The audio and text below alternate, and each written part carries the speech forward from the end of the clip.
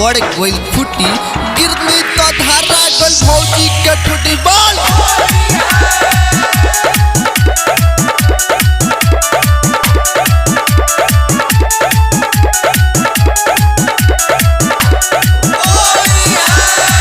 रहेला घर में खाली ताकेला पेट पर कहेला हमरा के चल भौजी बेड पर लेवेला हम के कोरा उठाई कहेला तारा भौजी कुछ ना बुझाई कुछ ना बुझाई कुछ ना बुझाई